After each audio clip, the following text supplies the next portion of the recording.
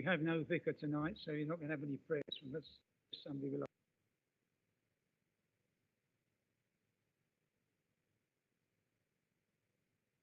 Thank you, Council. Chairman,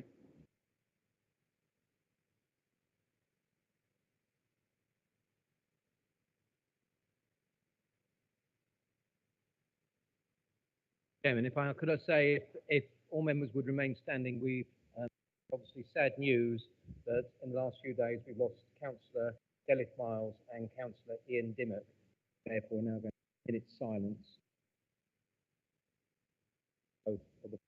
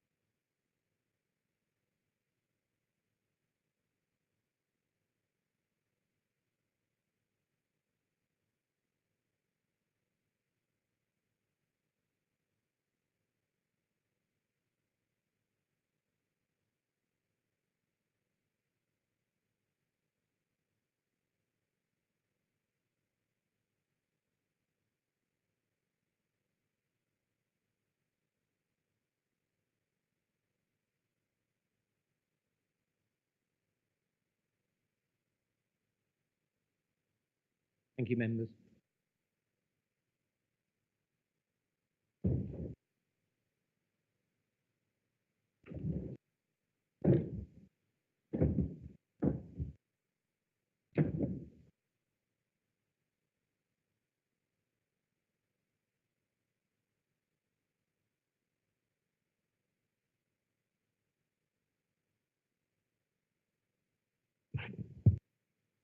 Good evening, councillors. Apologies for absence. Yeah. Chairman, I've had apologies for absence for Councillor Ivan Henderson, Councillor Joe Henderson, Councillor Nick Turner, Councillor Linda McWilliams, Councillor Mike Bush. Thank you. Oh, apologies, and Councillor Brad Thompson. Thank you. Item. Sorry, Councillor Cousins both got COVID, so they send apologies as well. Okay. Item 2, minutes of the last meeting, pages 9 to 38. Chairman, I'm happy to move them. Agreed. Item 3, declarations of interest.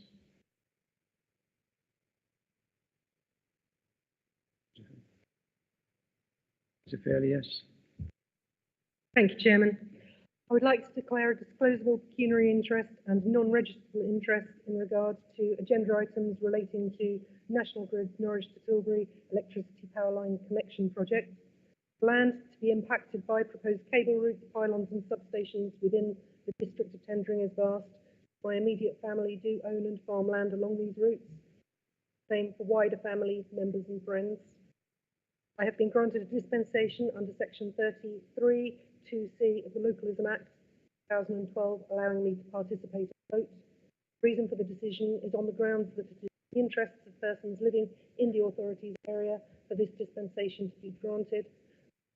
I'm the sole ward councillor for Ardley and Little Bromley. It does have an opportunity to voice its residents and businesses' concerns and act in the best interests of the district, and the council will not be the decision maker regarding these proposals. Thank you.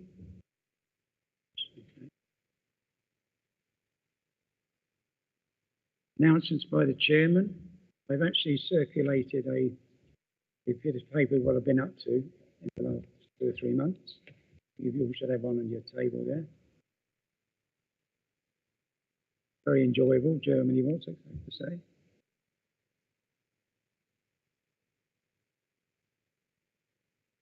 Announcements by the Chief Executive.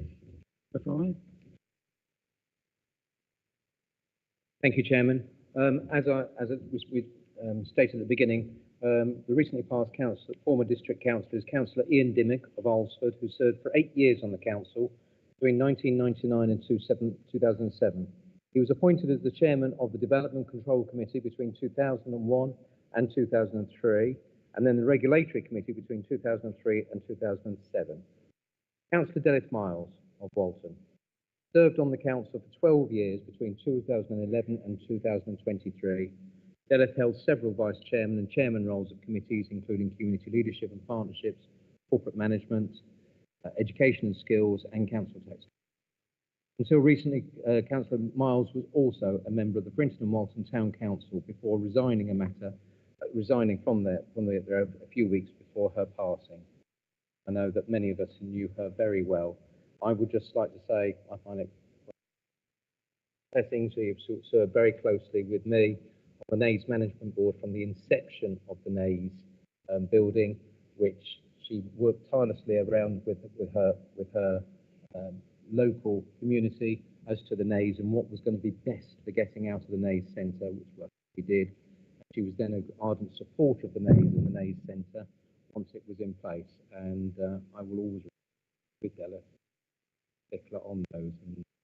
And many of you around this room remember Della for her time with the council. Thank you.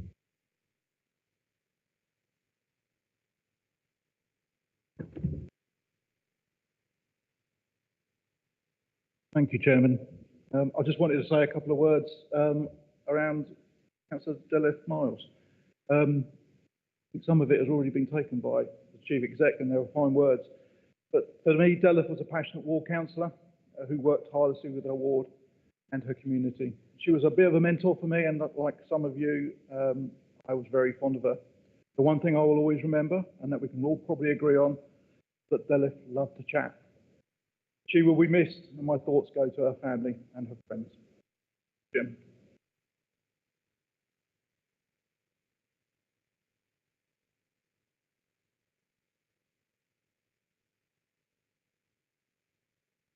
Councillor Gary Scott.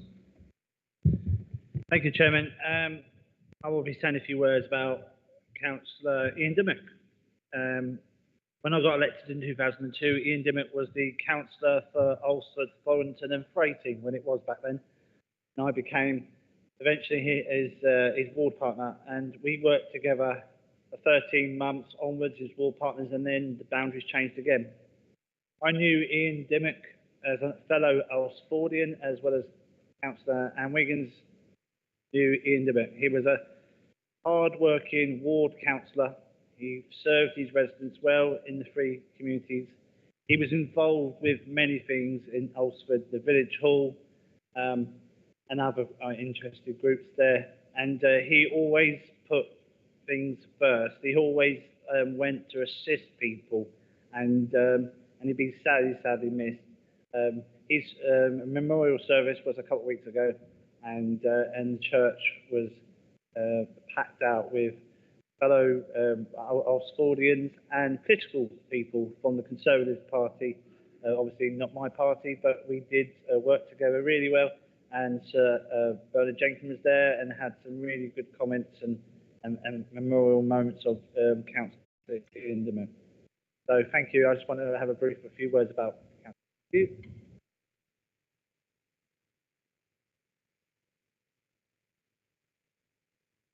Thank you, Chairman. Also, the announcements, as is custom and practice, I wish to confirm the outcome of two sets of elections that have been held since the last meeting of the Council. They were the election of Police, Fire and Crime Commissioner for Essex, held on the 2nd of May 2024. Roger Hurst was re-elected as the Police, Fire and Crime Commissioner. And the United Kingdom Parliamentary General Election, which was held on the 6th of July 2024. For the Clacton constituency, Nigel Farage was elected, and for the Harwich and North Essex, Sir Bernard Jenkins was re-elected. They will serve as the two MPs for our district. Thank you.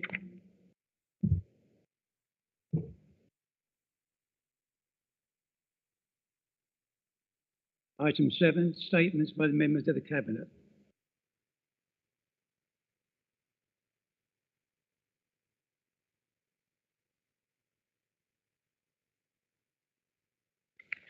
Sorry. Item 6, statements by the Leader of the Council. Thank you, Chairman. And I only have one statement tonight, and that is to introduce my new cabinet member, Councillor Gary Scott, who is responsible for arts, culture and heritage. And I have listened to the other side and those of you that live in the rural parts of the district. I have also made him our rural champion. So any complaints or problems, my rural champion sits there waiting for them to be heard. Thank you very much, Chairman.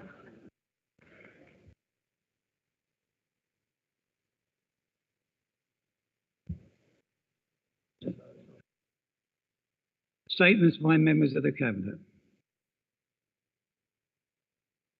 Councillor Facey. I always forget with this, I've just turned up. Myself and Councillor Barry were lucky enough to attend the Jack Petchey Awards in July with our chairman, and I thought I ought to say something because so often you hear bad news about young people, and this was really inspiring. It was really good, and there were 18 organisations that got presented with awards, and I don't know if any of you know about the Jack Petchey Awards. I shall just read this little bit. This was Achievement Awards, and they're given to young people who make a wholehearted, unselfish and dedicated contribution to their club, school or community. Some of those that got them from tendering were Brightling Sea Cricket Club, Shawfield School, Missley Kids Club, Tendring Technology College, Frinton and Walton Youth Football Club, the Scouts 7th Clacton and Harwich and Dovercourt High School. There were also performances from two young people from there. One, I've got to mention, he gave a performance of Frank Sinatra's song My Way, and he got a standing ovation. It was a really, really good night. I just thought I'd share that with you.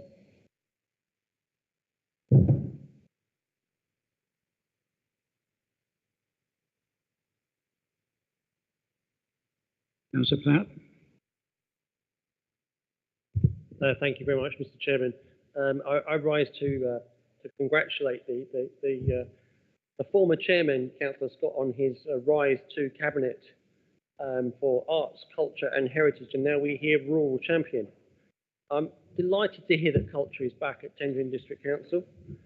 When I held a similar position here on the cabinet, I actually lobbied for the word culture to be included in my title. My colleagues from that time will remember ribbing me that culture was something at the back of the fridge. But if you get the chief executive talking on culture, he'll talk to you about the Redoubt Fort and certain icons on the wall and Sir Christopher Jones's house, and you'll have trouble keeping him quiet. Culture, though, does concern me in as much as I'm starting to see a new type of culture here, and that is a culture for those that are in, and unfortunately those who are out. And I speak on behalf of residents of my ward, where we feel we are now without. We are without a proper process of looking after areas of green space that this council used to look after for decades. And we are informed that now this is no longer the responsibility of this council, and yet other areas seem to be pitch perfect.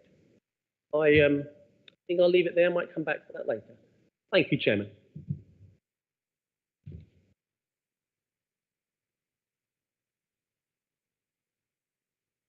Anybody else? No. Okay. I ultimate petitions to the council report of the chief executive, petition to the council request provision of public conveyances, Javik Sands area, pages 39 to 42.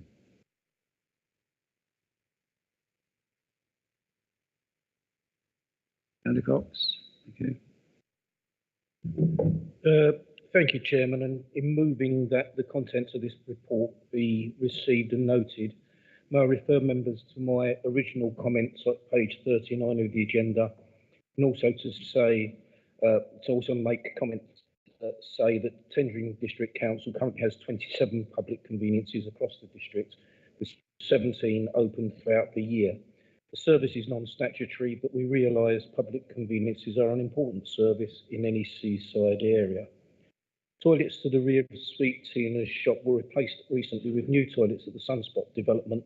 The closed facilities are situated in a secluded area and were frequently closed due to vandalism and antisocial behaviour, and created unsustainable costs to maintain and repair. New facilities are modern, easier to keep clean and maintain, and because of the nature of the site, deters antisocial behaviour. Jaywick Beach is not owned by Tendring District Council, and due to its potential to flood, is not the ideal position for a facility of this type. We are currently in the process of producing a new public convenience strategy, which will review the current trends and needs of residents and visitors to the district, as well as assessing the current provision in all areas. I move the acceptance of the report. Chairman, thank you.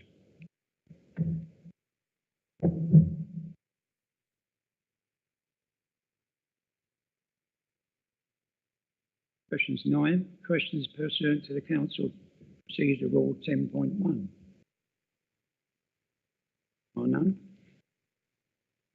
Question 10. Report of the Leader of the Council to urgent Cabinet and Portfolio Holders decisions, page 43 to 44. Mr. Stevenson. Thank you, Chairman. I'm happy to move the items on page 43 to 44. Yeah, that's it. Thank you.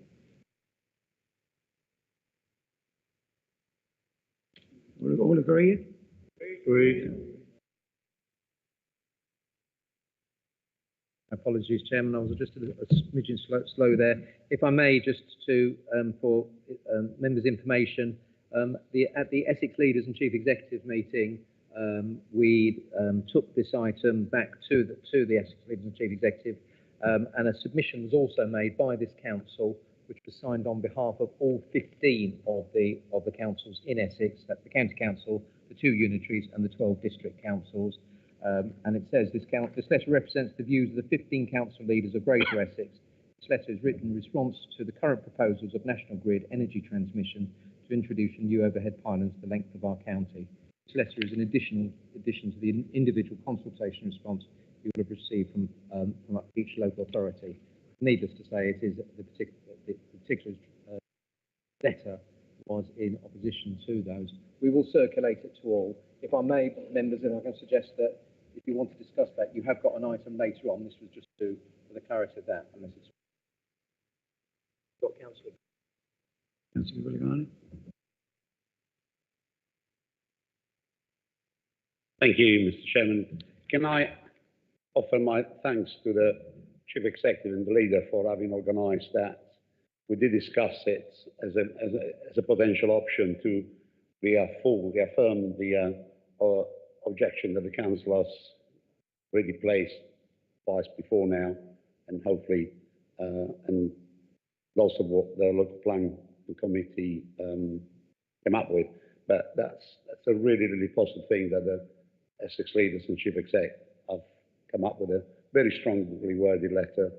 Didn't go on and on, but it was short and to the point. So I'm very grateful for that's been done. Thank you.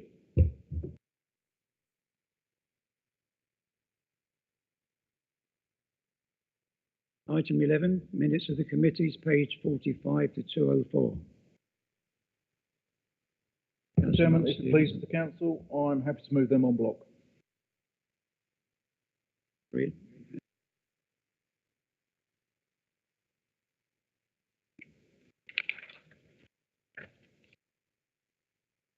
Item 12, motion to the Council pursuant to the Council Procedure 12, concern regarding electricity networks proposals, pages 205 to 206. Carla.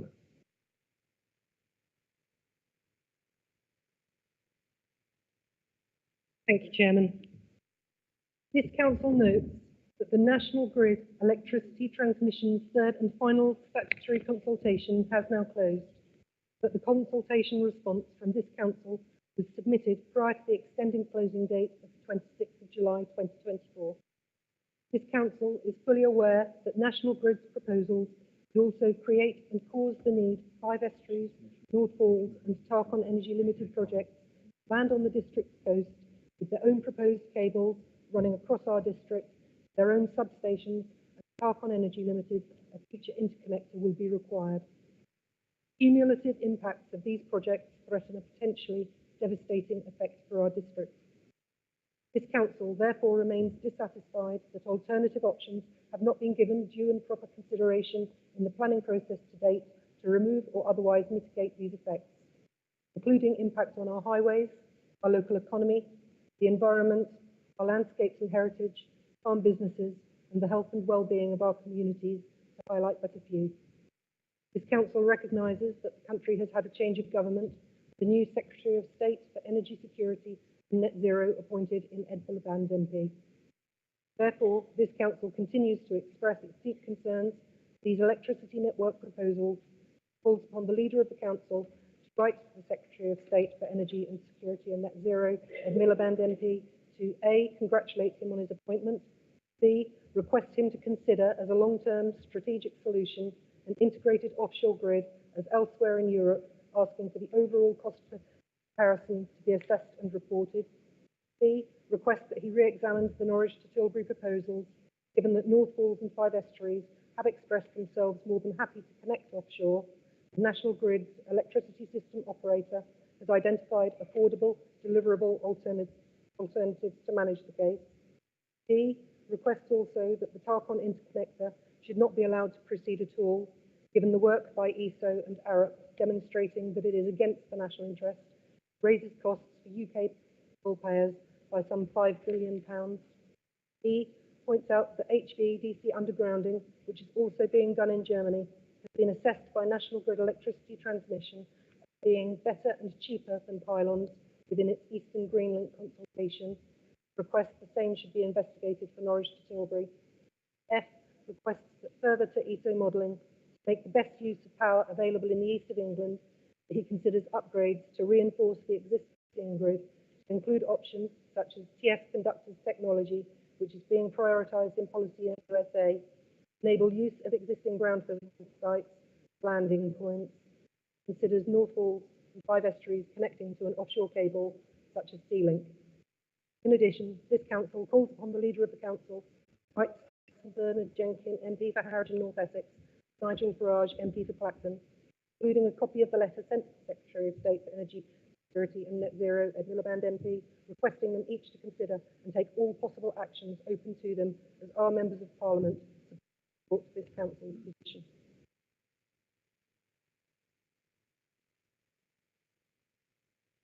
Can I have a seconder, please? I will be seconding the motion, Chairman.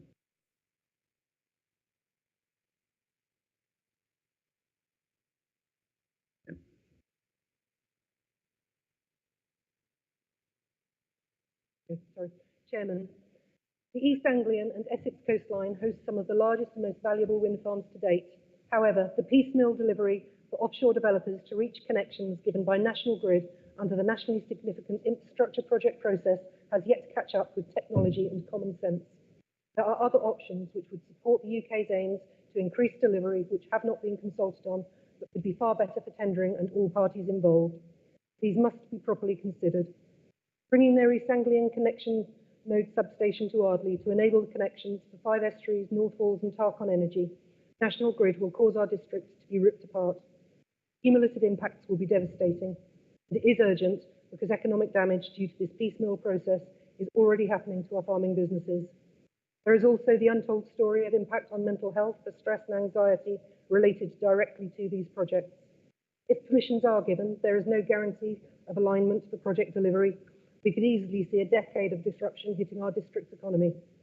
It would also be reasonable to expect legal challenges to come forward, impacting on target delivery dates for the projects to be fully operational, as well as on the UK's 2030 decarbonising electricity target. We councillors all want to do the best we can for our district, and this motion is asking questions and showing evidence of conflicting information and opinion on the proposed scheme. It also questions the supposed national certificate of Tarkon interconnector. Some of this conflicting information is from National Grid themselves and other from industry experts. As councillors, we do need to do all we can to ensure that these delivery plans are cohesive and well thought out. If hosting this infrastructure across our district really is the best way forward and brings benefit to every UK consumer, then this needs to be demonstrated, because just saying something is does not make it so. On the 25th of July, the new government announced that it will support the Crown Estate to grow the offshore wind industry. It is vital that a long-term strategic solution can be found that will improve the UK's chances of reaching net zero and takes the environmental, social, economic and health outcomes of our communities into account. Plus speeds up future connections for offshore wind farm development and the options are properly considered. National Grid's Great Grid upgrade and the need for their East Anglian connection node substations should be considered within this process. The proposals can be delivered in ways which the public are willing and confident to support. Fully considering those options and implementing the best long-term solutions will also help speed up overall project delivery. Residents, businesses, parish, town, district and county councils will be far more likely to support this approach. Rash emergency decisions to meet unlikely target dates which fail to offer reasonable compensation or guarantee significant community legacy benefits and unnecessarily devastate our Farmington district are not the way forward. And so I would ask you to support my motion. Thank you. Thank you, Councillor Fairley.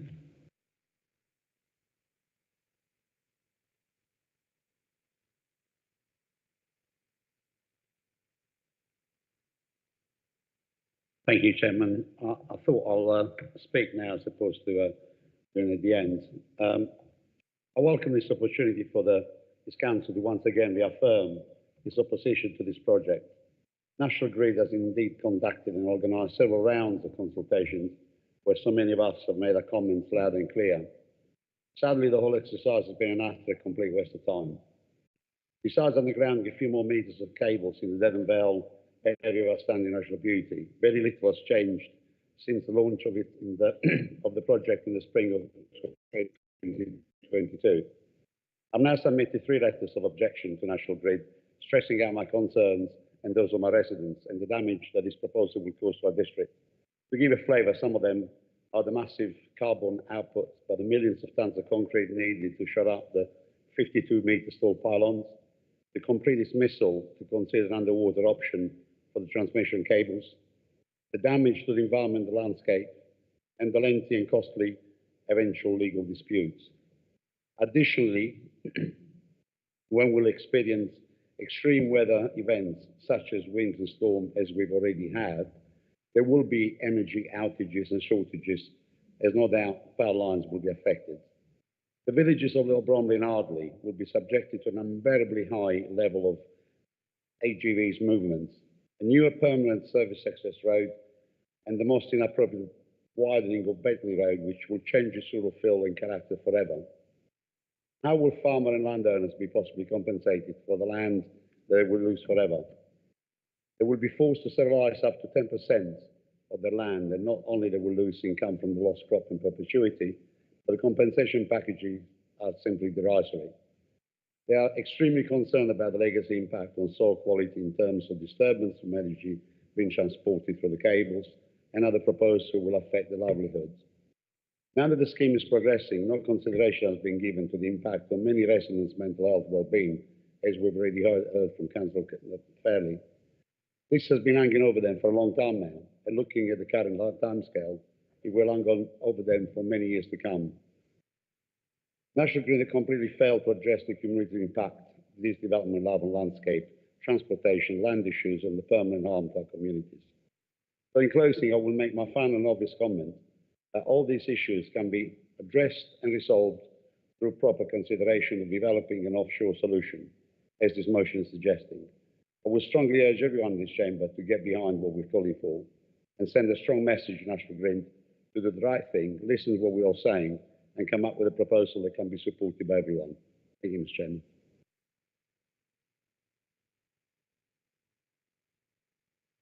Councillor Baker.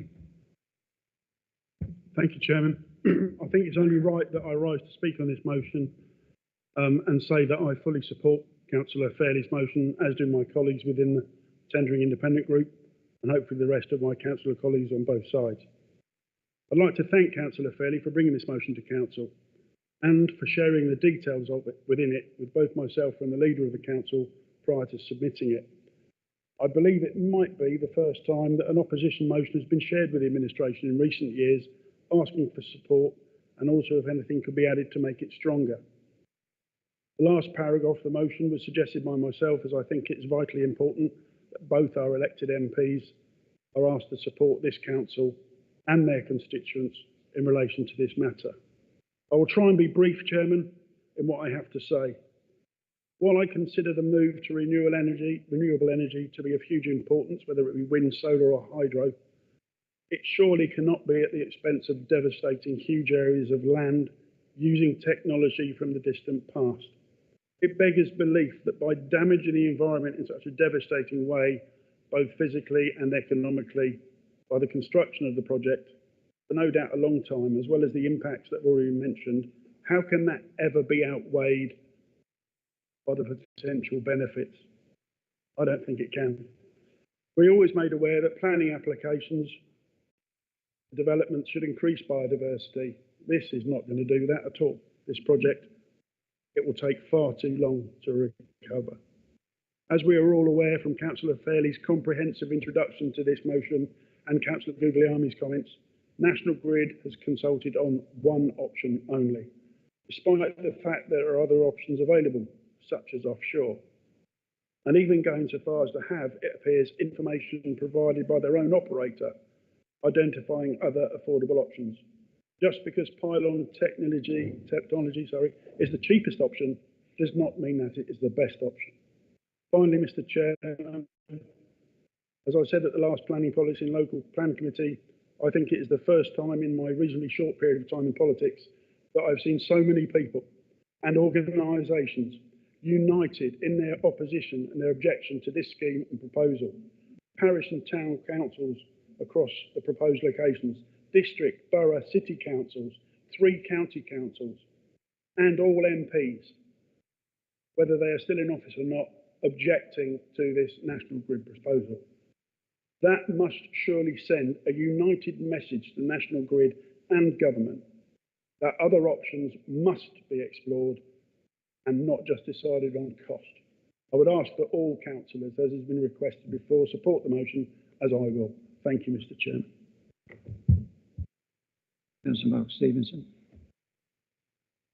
Thank you, Chairman, and I also rise to support this motion, as I will hope all the administration do.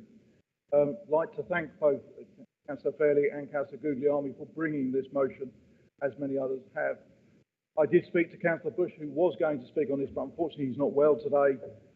So he gave me some words to read out. Having read those words, having heard what was said, I think it's just fair and simple for me to just say, I'm happy to write to the Secretary of State, Ed Miliband. I'm happy to write to the MPs, as I requested to both our MPs, Bernard Jenkins and Nigel Farage, with a copy of that and part of this motion. You have our full-hearted support on this, and I just hope the National Grid will listen. Councillor Scott. Yeah, thank you, Councillor Fairley and Councillor Guglielmi, for putting this motion forward. As a fellow neighbour of ours, myself and Councillor Wiggins, our ward's back onto your, next door to your ward, and we fully support this motion. It's going to have a long-term effect on our rural life here in West Hendron. Once those hedges are gone, they're gone. Once the big trees are gone, they're gone. Once the narrow lanes are gone, they're gone. No amount of compensation or anything. Once it's gone, and it would be a blot on the landscape in our rural communities. Great Bromley is next door to Little Bromley, and some areas of traffic and such like will come into our ward, and it will have a long-term effect for the rest of our district in terms of vehicular movements going, find diversions. Plus, you've got all the quarries coming as well. They haven't really affected that into the mix. So I will be supporting the motion, and thank you for bringing it forward.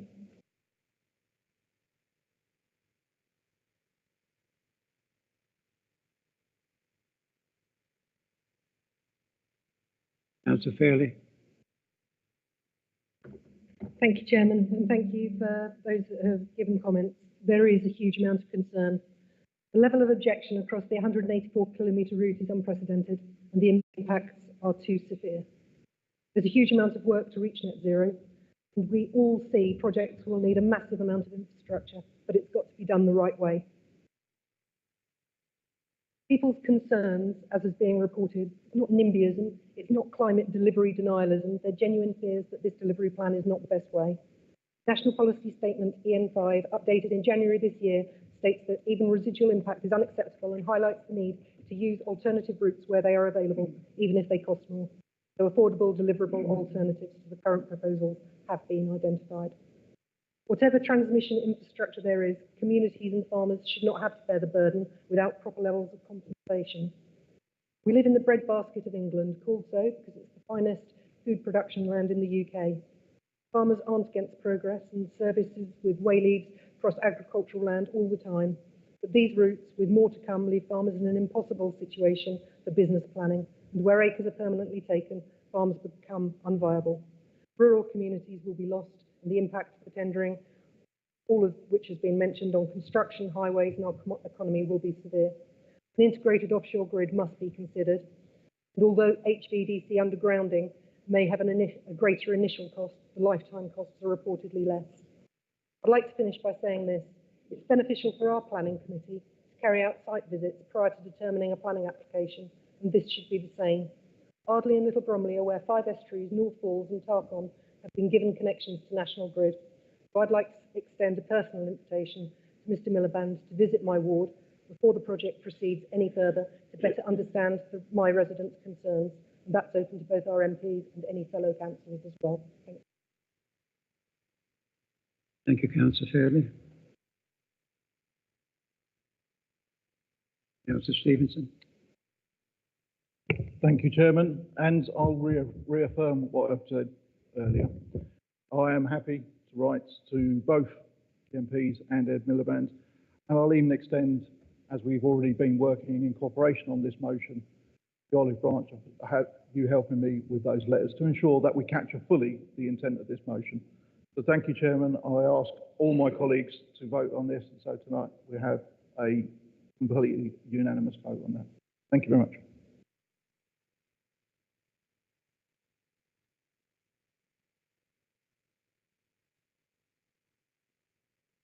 All those in favour? Yes, thank you. Any against? Any abstentions? Carried. Thank you. Item 13. Sorry, Motion Chairman, can I just ask, was that unanimous? Thank you. Thank you. Just for clarification, that was why I was asking for any against and any abstention. There were no abstentions and were no votes against, and therefore we will record that as being a unanimously carried vote. Thank you. Item 13, motion to the Council pursuant to Council Procedure Rule 12, the implications of spendals projects, unauthorised expenditure, pages 207 to 208. Councillor Mark Stevens.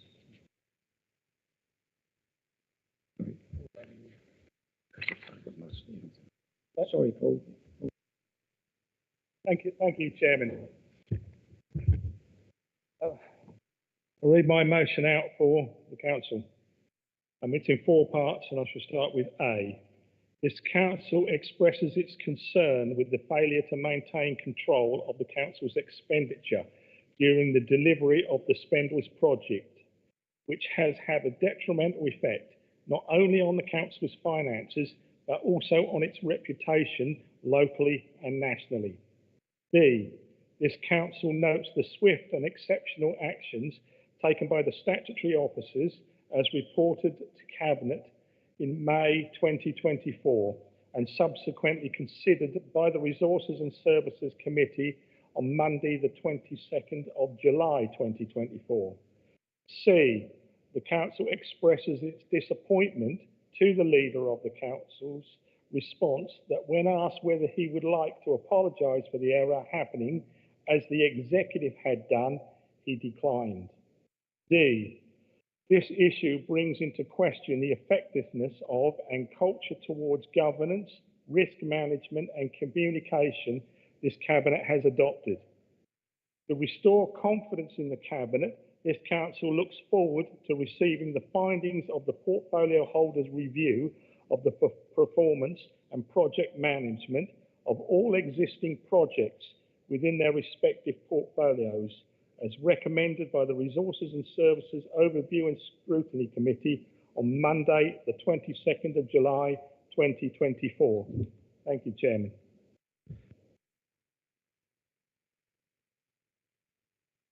Chairman, before you ask for a seconder of the motion, Could I ask Councillor Honeywood just to clarify? I believe when he read it out, he to apologise they are happening as the executive had done. I believe you mean the chief executive. Sorry, yes, Chief Executive.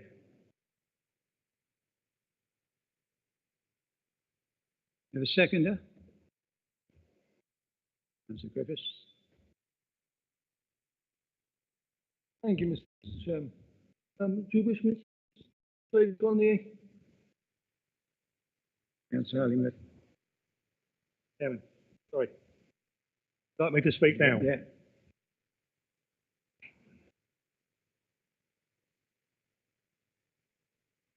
Thank you.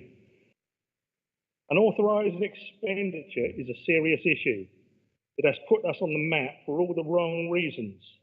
Reported locally in the press, reported in a local government publication. The Chief Executive and statutory officers have been forced to take action. The Chief Executive has apologised for this issue.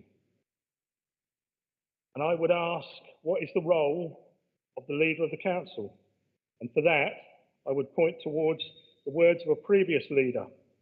The leader has to demonstrate community leadership, clarity of direction, and moral authority to ensure clear and positive civic direction. The leader works closely with the Chief Executive to ensure smooth running of the Council. They jointly create a bridge between members and officers of the Council. They're the words of Councillor Neil Stock and are recorded in the Guide of Members' Roles and Responsibilities.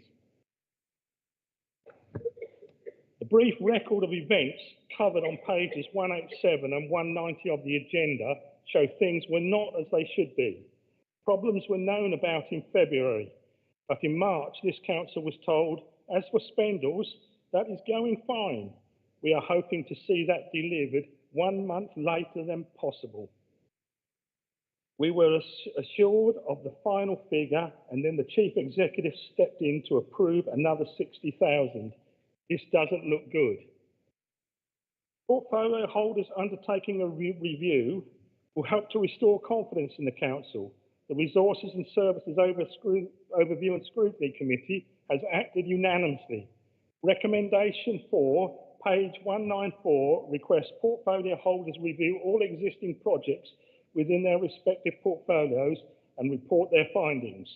Council should look forward to receiving the same. It will help to rebuild confidence. Finally, we were told the Spendle scheme will reduce our costs of homelessness by $274,000 per year. Looking at that figure, that means that this project is currently costing an extra £22,800 per month that it isn't completed. So the costs are rising continuously. Finally, I would ask the leader to support these motions. The leader of the council has been quoted as saying the cabinet has been transparent and financially open about the issue.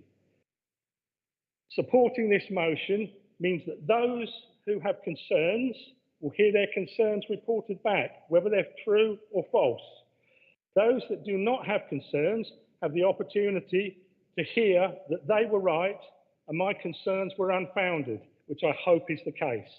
So I ask you to support this motion tonight because it's the right way of making sure this council has its reputation where it should be. Thank you very much.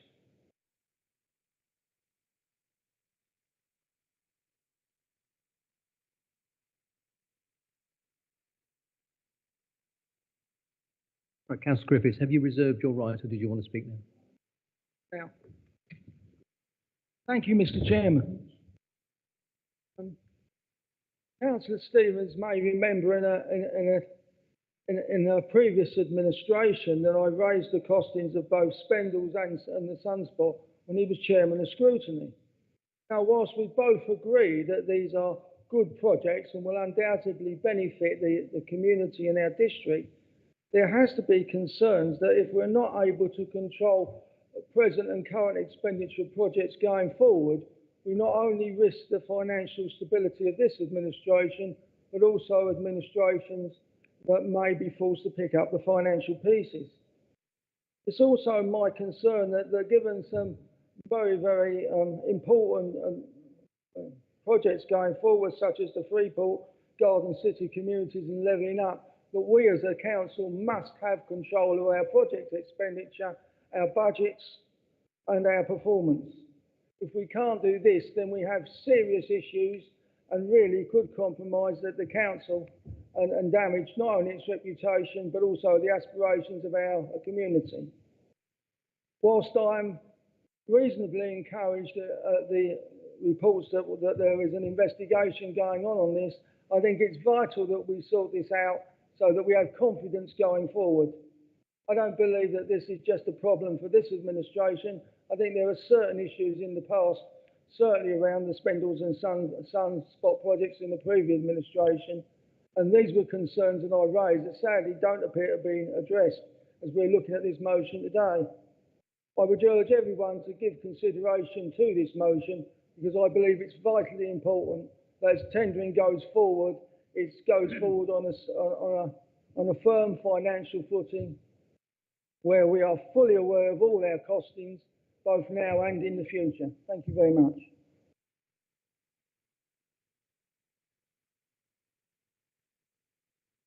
Councillor Mark Stevenson. Chairman, I would like to move an amendment, as is on everybody's desk, if that's okay. The amendment is to be printed in 4 parts, A to D. Motions are set out on page 207 of the agenda pack. So the amendment is to be moved by myself.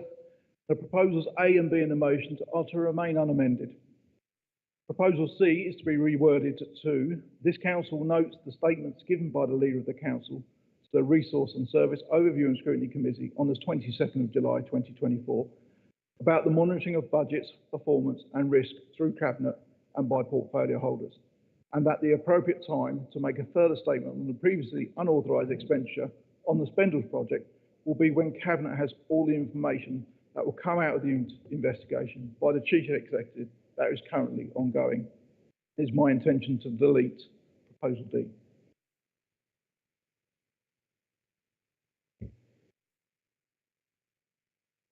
Seconder. Chairman, I'm willing to second and reserve my right to speak. Thank you. Members, just to clarify, and I'm sure you know this already, but you are now speaking to the amendment as proposed by Councillor Stevenson, seconded by Councillor Baker. If it is passed, it will become the substantive motion, and you will be able to speak again on the substantive motion.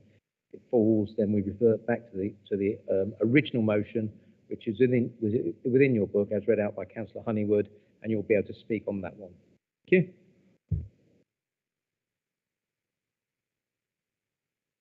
Councillor Stevenson. Thank you, Chairman. When I saw this motion, I thought this is a bit preemptive. We've already discussed this at Overview and Scrutiny. We've already discussed this at the Audit Committee, and the overarching message coming out of that was it was too early to come out with any ideas or provisions. Now, if I look through the motion that was originally presented, the expressed concerns have a not expressed concern about the unauthorised expenditure. It is a serious issue, and it is something that he's looking into. But guess what? That's why we instigated an investigation through the CEO. I think that's the important part, and that's what's being missed there. The council may note swift and exceptional actions taken by the statutory officers. Praise the approach of the officers. We were the ones. That's the transparency that comes through here. The council expresses its disappointment to the leader of the council that he declined to apologise. Unfortunately, you weren't sincere with that comment, Paul, Councillor Honeywood. What your question actually asked is, does Cabinet want to apologise? Now, whilst I will stand here and apologise for the issue in its entirety, I cannot apologise for something I do not understand where it went wrong. That would be insincere and deceitful to those involved in this issue. So that's why I did that at Overview and Scrutiny, and that's what I will continue to do. It would be wrong for me to apologise if I do not know what I'm apologising for. So that's why I added the words around Proposal C, that we wait for the investigation, and then, and only then, will I make a statement around that. That's the proper way to go about it. And as for D, I took D out because I felt, and maybe you think I'm wrong on this, but you were trying to say that officers had suddenly made some transformational change under our leadership and their integrity and everything else was wrong. And to sit there and put the recommendations of your overview and scrutiny committee into full council rather and avoid the usual process of going through cabinet, others have felt just disingenuous. I've expressed my points. I have never denied that we've had an issue. Arch, you brought up, and I was looking at the budget figures when I made that statement, and at the time the budget figures confirmed what I was. As for the cost going up, who could predict the inflation rise? Who could predict Liz Truss? Who could predict a whole host of things that push the price of everything up? One of the things we have done to make sure that this continues the way it goes is we've delivered in the cabinet only last week a project delivery unit, which is scalable and we'll be talking about later. Thank you, Councillor.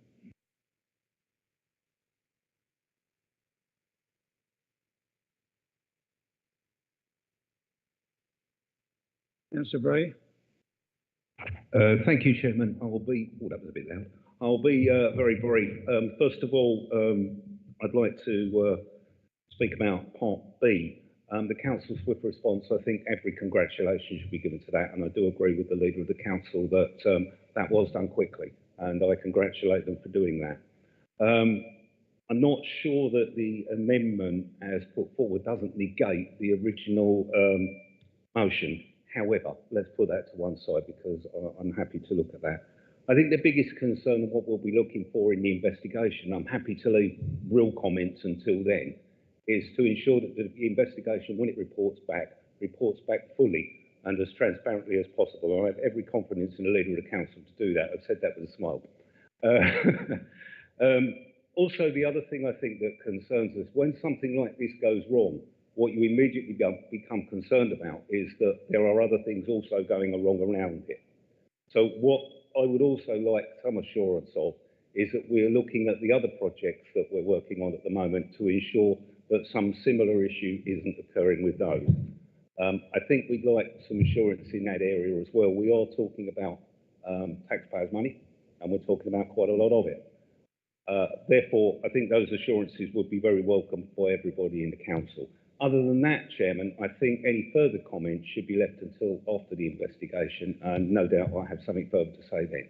Thank you very much. Councillor Honeywood. Councillor O'Connor. Thank you, Chairman. Firstly, I'd like to say how disappointed I am with the amendment, some of the reasoning for it. We've said, and playing with words, cabinet apology, and we don't know what went wrong. How easy it would have been to switch that to the leader apologises alongside the chief executive. The chief executive doesn't know what's gone wrong. He just said, I apologise for this issue. How simple it would have been for someone whose job it is to provide political and strategic leadership and to be the members' leading voice of the authority and to work closely with the chief executive, that would have been to say that and make that minor change. The committee recommendation is just that. There is nothing in the committee recommendation that says they even have to listen. They can put it in the bin. They don't have to report back to anyone. They can say comments have been noted. We've got no reassurances. Where's the openness and transparency? And then, and I've heard this before, Liz Truss. Really?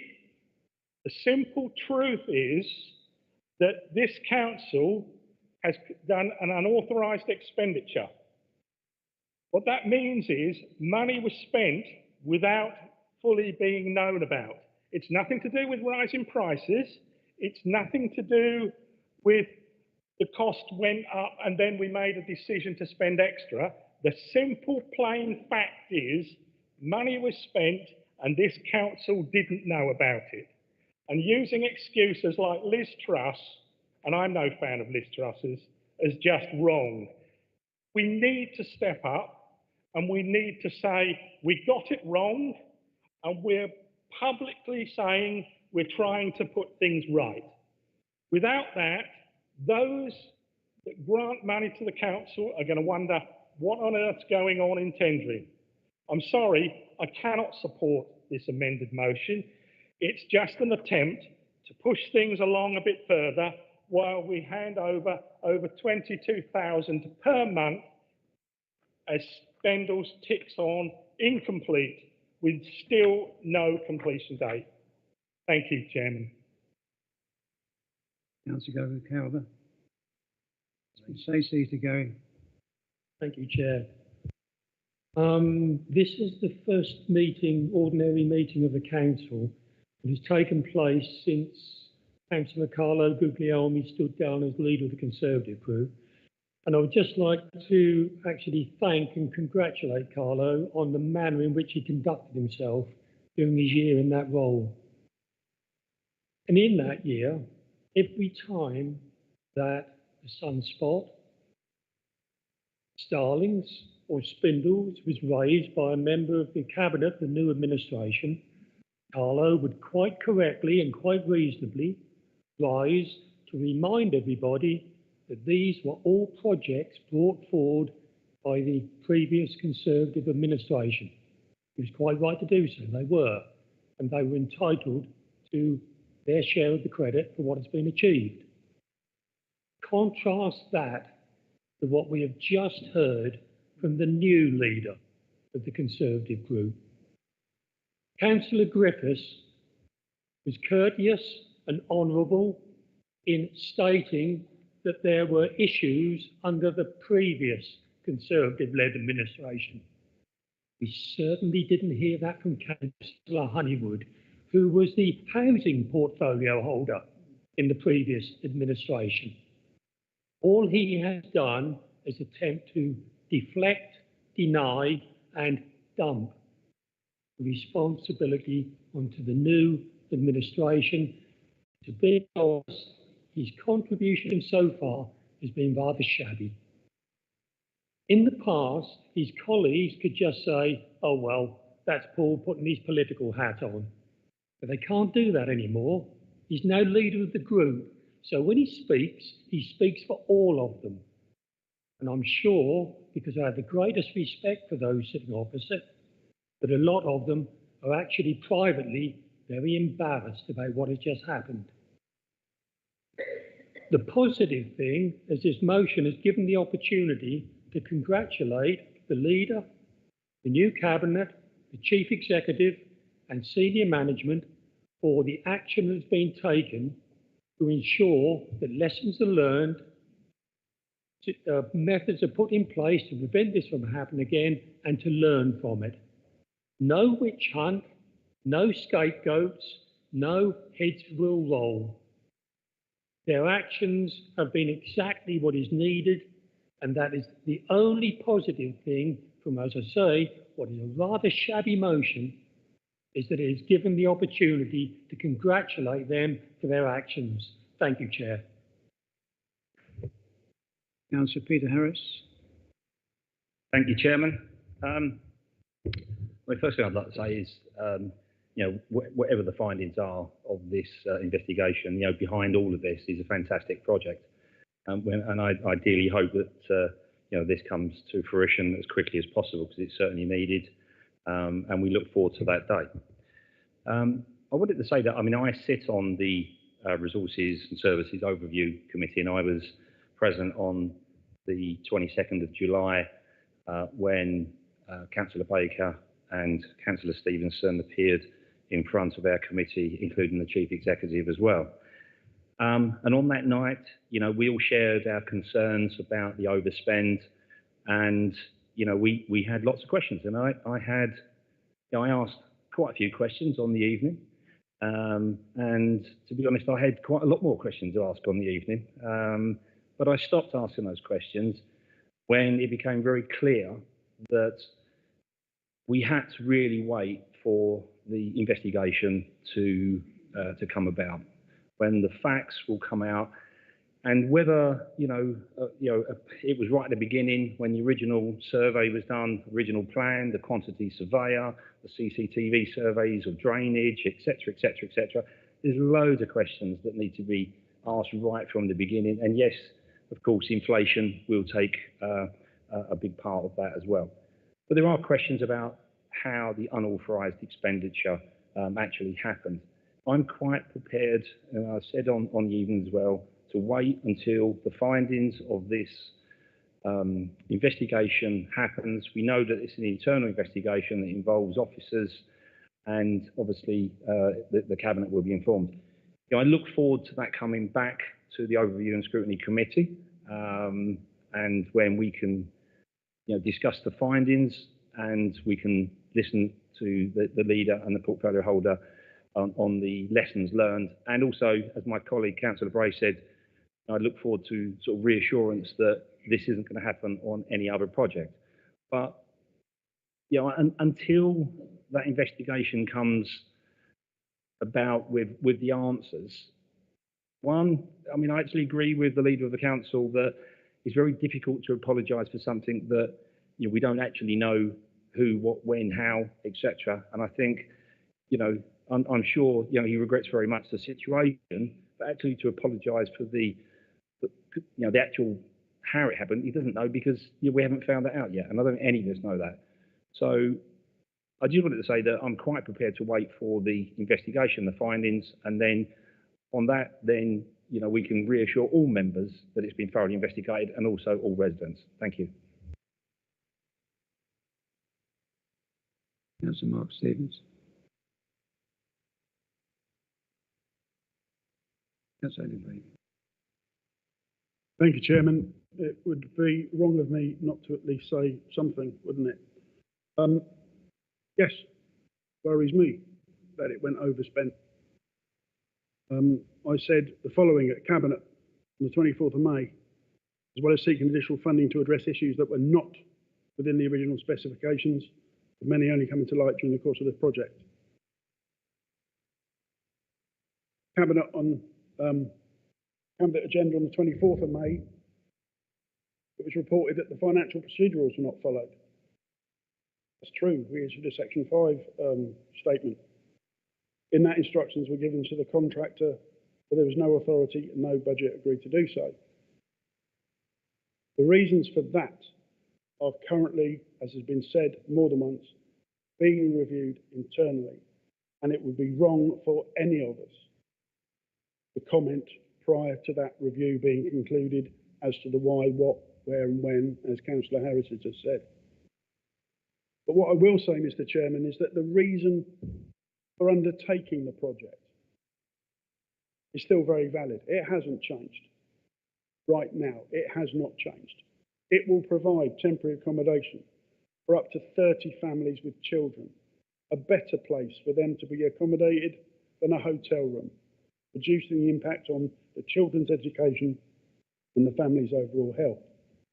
We've heard Councillor Honeywood say that the figure is projected that using spendals will have an ongoing saving on temporary accommodation of £274,000 a year, maybe more. That's just short of £23,000 a month. Mr. Chairman, in the first quarter of this year, April to June, 583 people, our residents, approached Tendring District Council in regard to homelessness, of which 180 were placed into temporary accommodation.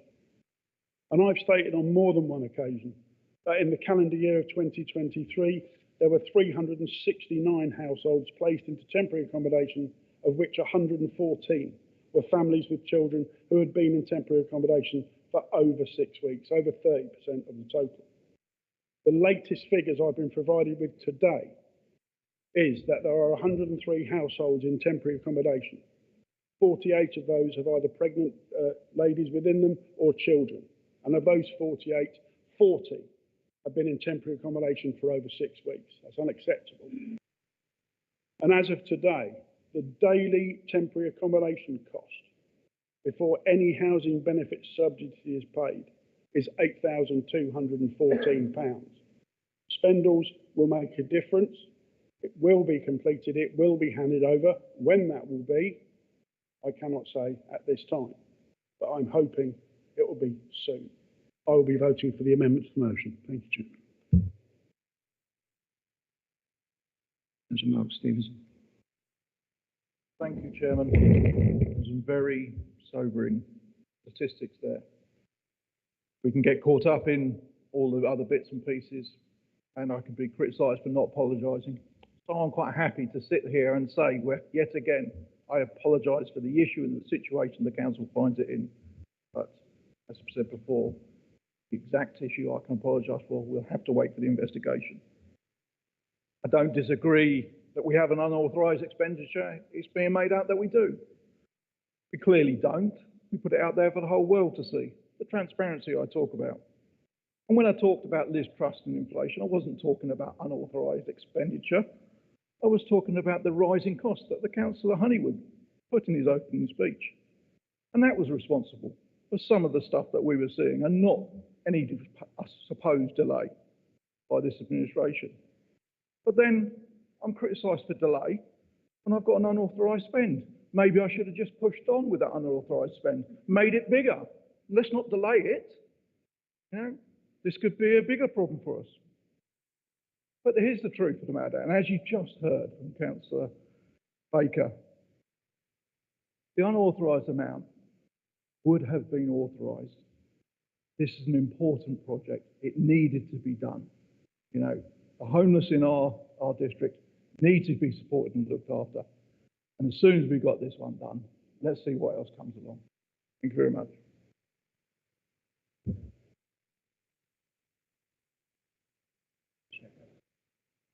The name vote, please, Chairman.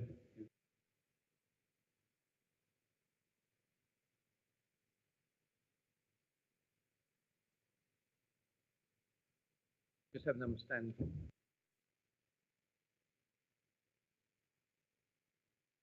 There is sufficient there. Thank you very much indeed.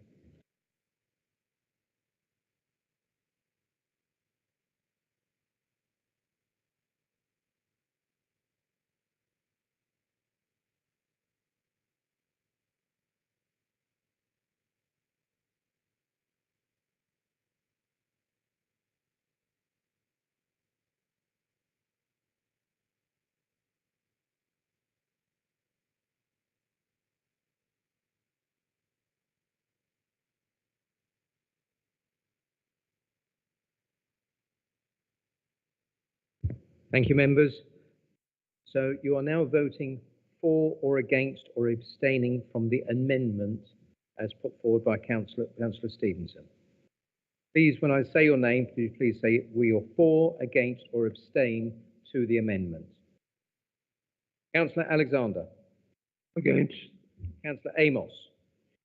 Councillor Baker. Councillor Barrett. For. Councillor Barry. Councillor Ben Sillam. For. Councillor Bray. For. Councillor Calver. For. Councillor Casey. Councillor Chapman. Councillor Codling. For. Councillor Davidson. Councillor Doyle. Can I ask you to put your microphones on when you do vote so that it can be on the. Councillor Everett. For. Councillor Fairley. Against. Councillor Ferguson. Councillor Fowler. For. Councillor Goldman. For. Councillor Griffiths. Against. Councillor Guglielmi. Against. Councillor Harris. For. Councillor Paul Honeywood. Against. Councillor Sue Honeywood. Against. Councillor Cox. For. Councillor Land. Against. Councillor Morrison. For. Councillor Newton. For. Councillor Oxley. For. Councillor Placey. For. Councillor Platt. Councillor Scott. For. Councillor Skeels. Councillor Smith. For. Councillor Steady. For. Councillor Gemma Stevenson. For. Councillor Mark Stevenson. For. Councillor Sudra. For. Councillor Talbot. For. Councillor White. And Councillor Wiggins. For. Thank you, members.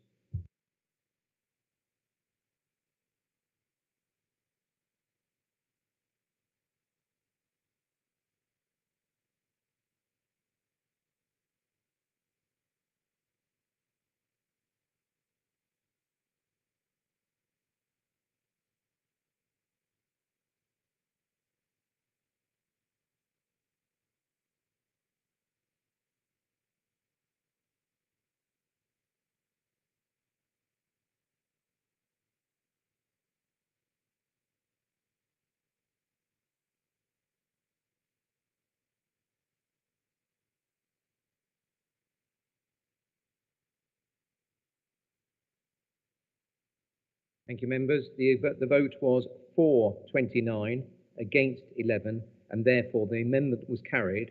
The amendment now becomes the substantive motion. The amendment is now the substantive motion. Thank you.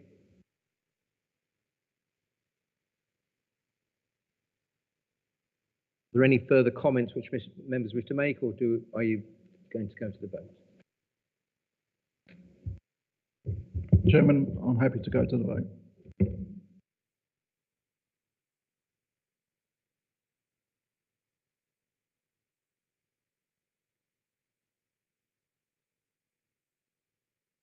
All those in favour?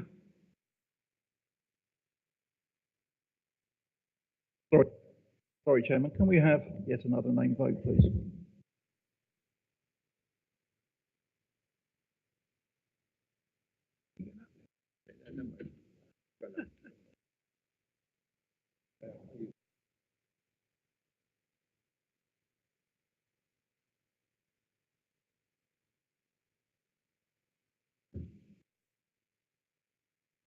The proverbial, you know the drill. So we are now voting for the substantive motion, which is the amendment which has become the substantive motion. I will now call out your name and say if you're voting for the motion, the substantive motion, or against. Councillor Alexander. Abstain. Councillor Amos. Sorry. Could you put your microphones on your vote, because it is picking up on the recording as well. Councillor Baker. For. Councillor Barrett. For. Councillor Barry. For. Councillor Ben Sillam. For. Councillor Bray. For. Councillor Calver. Councillor Casey. Councillor Chapman. For. Councillor Codling. For. Councillor Davidson. For. Councillor Doyle. For. Councillor Everett. For. Councillor Fairley. Against. Councillor Ferguson. Abstain. Councillor Fowler. For. Councillor Goldman. For. Councillor Griffiths. Abstain. Councillor Guglielmi. Against. Councillor Harris. For. Councillor Paul Honeywood. Against. Councillor Sue Honeywood. Councillor Cox. For. Councillor Land. Against. Councillor Morrison. For. Councillor Newton. For. Councillor Oxley. Councillor Placey. For. Councillor Platt. Councillor Scott. For. Councillor Skeels. Councillor Smith. For. Councillor Steady. For. Councillor Gemma Stevenson. For. Councillor Mark Stevenson. For. Councillor Sudra. For. Councillor Talbot. For. Councillor White. For. And Councillor Wiggins. Thank you, members.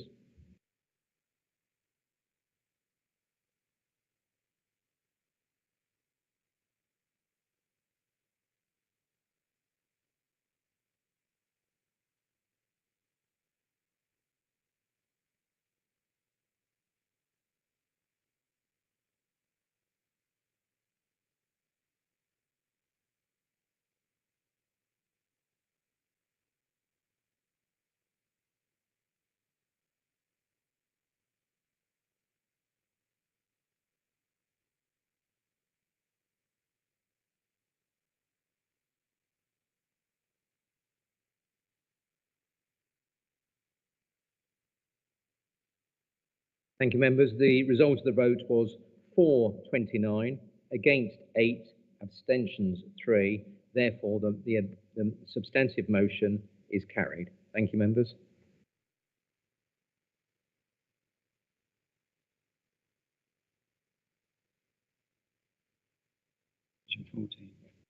Item 14, recommendations from Cabinet. A3 Tendering District Council become the accountable body for the Levelling Up of Partnerships, pages 209 to 226. Councillor Mark Stevenson.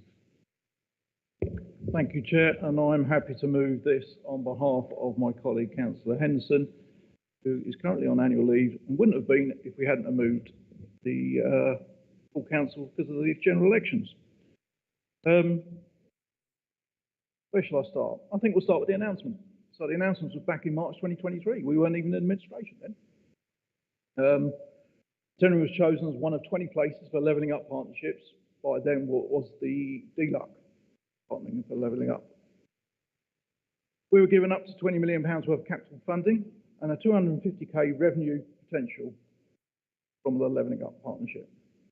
Progress reported to the Cabinet in December 2023. The government officials came down and did a deep dive in tendering from January through to March. They engaged with key partners with the and during that deep dive, including public and voluntary sector engagement.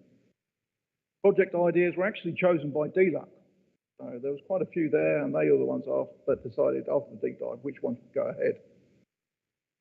Now we're at May 2024, and the partnership with tendering announced subjects to Treasury approval. The LUP was expected to be delivered by new additional capacity funding, which you see in the report. It's a project delivery unit. But now the question begs, will it be funded? We don't know if the LUP will be funded. We wait to hear. The council needs to be ready for those approvals should they come.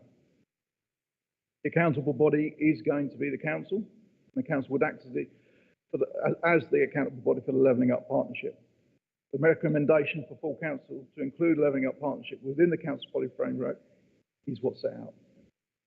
I move it for the council.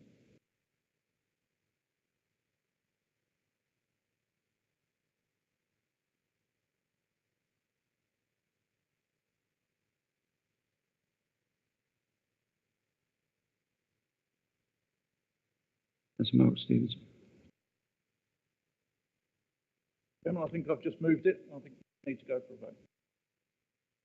Those in favour?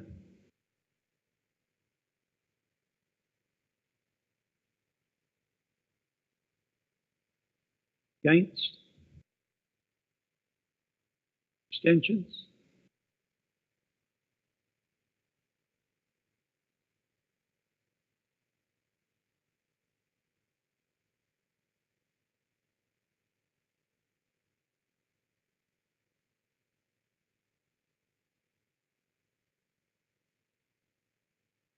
Item 15, reports submitted to the Council and Overview Committee, Scrutiny Committee, reference on the Council's two Overview Scrutiny Committees, A4, Overview and Scrutiny Committees, proposed work programmes for 2024 to 2025, and review the work carried out during 2023 and 2024, pages 227 to 254. Councillor Steady. Yes, thank you, Chair. I'd like to move adoption of the report submitted by the two Overview and Scrutiny Committees. Chairman, I'm happy to second that. All those in favour? Any against? Abstentions? Carried.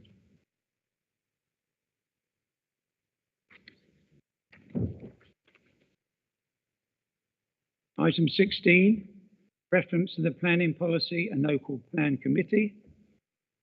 A5, TDC response to the National Grid statutory consultation on the Norwich Tilbury Electricity Power Connection Project, pages 255 to 276.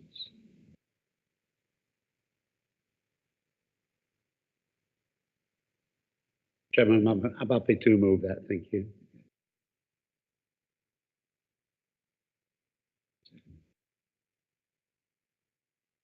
I'm happy to second that, Chairman. Thank you. All those in favour?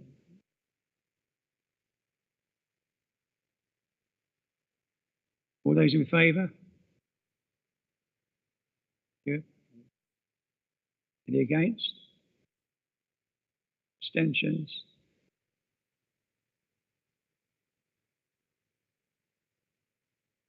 Item 17, report of the Chief Executive, A6, membership of committees, pages 277 to 278. Thank you, Chairman. As per your agenda. Noted. Item 18, report of the Chief Executive, A7, resignation for the Conservative Group, the change of name for the political group on Tenwood District Council, pages 279 to 280. Thank you, Chairman. As per your agenda. Question 19, report of the monitoring officer, an outcome of the hearing conducted by the Standards Committee in regard to alleged breaches of Members' Code of Conduct for Councillor N.W. Turner, pages 281 to 292. Councillor Stevenson. Thank you, Chairman. Noticing that it's for information only, and I'm happy to move it.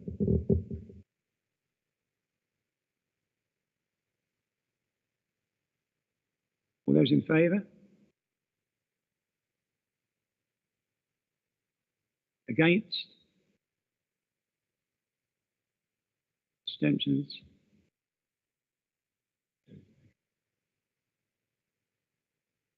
It's passed. Item 20, report of the Chief Executive, A9, allocation of seats from committees, etc. for political groups formed on tendering district council and the appointment of memberships of the committees, etc. pages 293 to 234. If I may, Chairman, this is the same paper which you've had previously, and just as a reminder, you vote on, it is recommended from A to E, and then as it says in your term, having considered them and made decisions on the above recommendations, then can appoint the seat on F and then appoint on so you're voting initially on item A to E as per your agenda. Thank you.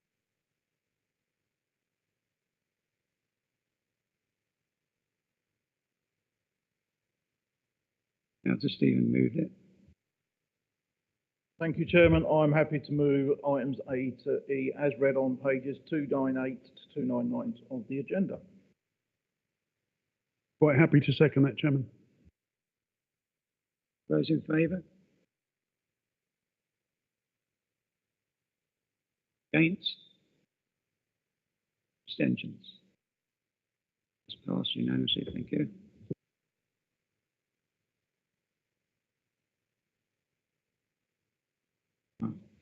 Steve. Thank you, Chairman. Based on that, I'm happy to move F, and I would like to appoint Councillor Dan Casey to the Miscellaneous Licence Subcommittee and the Licensing and Registration Committee. I'll second that, Chair.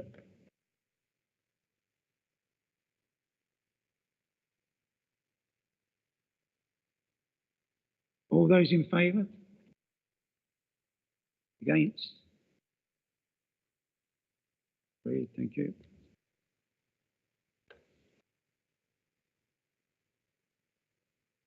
Item 22, seating plan for the meetings.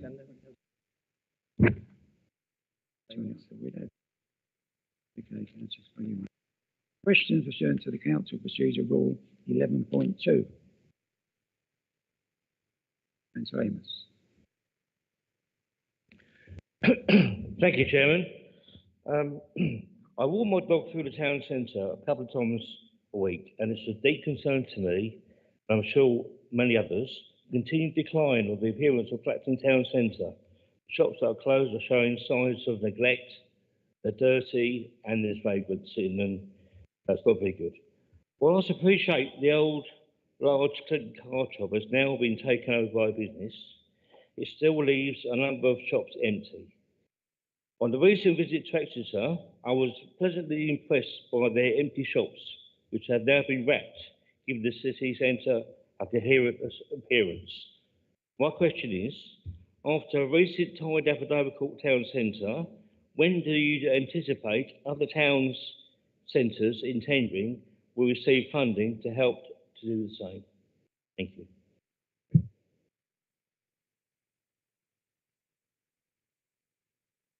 Councillor Mark Stevenson. Thank you. Sorry about that. Thank you about that.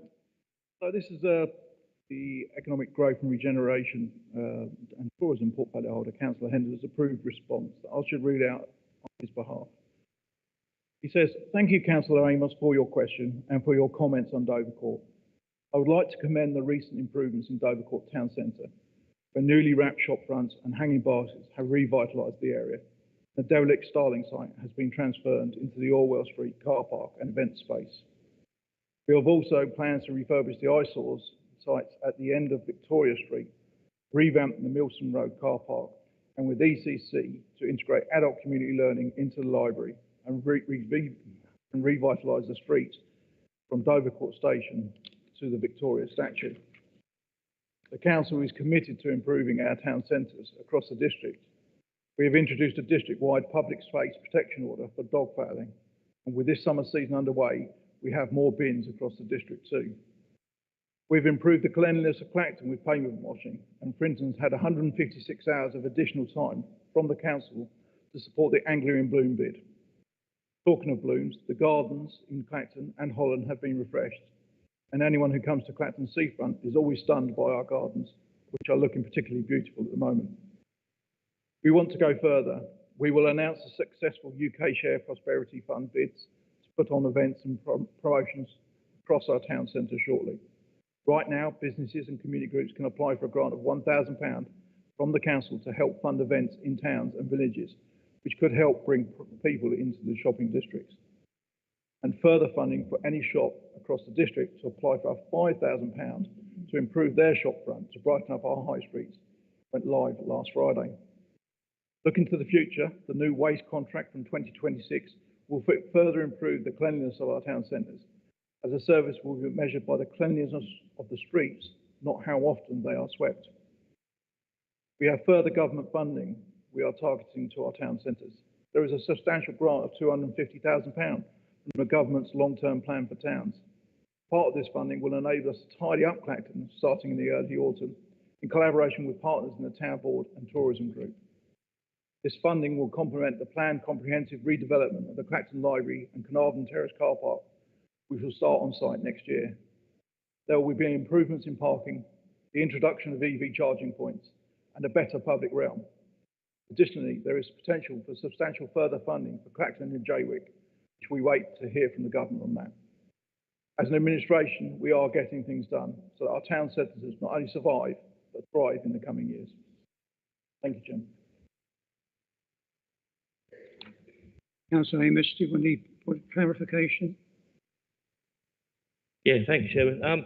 You did really answer the question, really. I'd like to know when the shops are actually going to get wrapped in Clacton, as they are in Dovercourt and Harwich, because they just look disgusting. And if you want to invest in Clacton, you need to have it looking tidy and clean and neat. So I'd like to know when actually the shops are going to start getting wrapped like they are in Dovercourt. Thank you.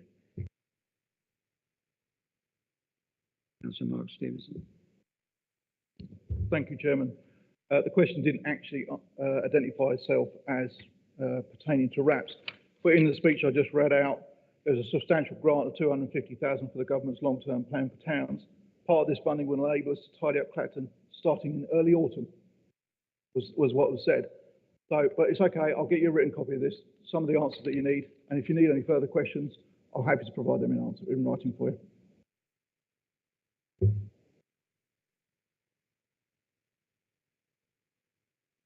Councillor Amos? No. Next item, 22, seating plan for the meeting of the full council. If I may, Chairman, just one clarification on the actual layout.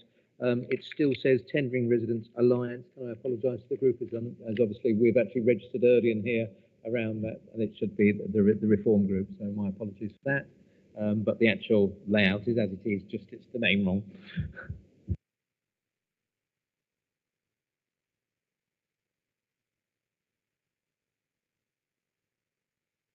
All agreed?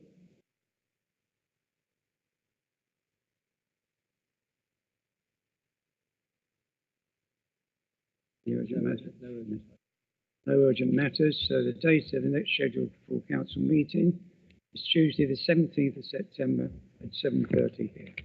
Thank you very much indeed.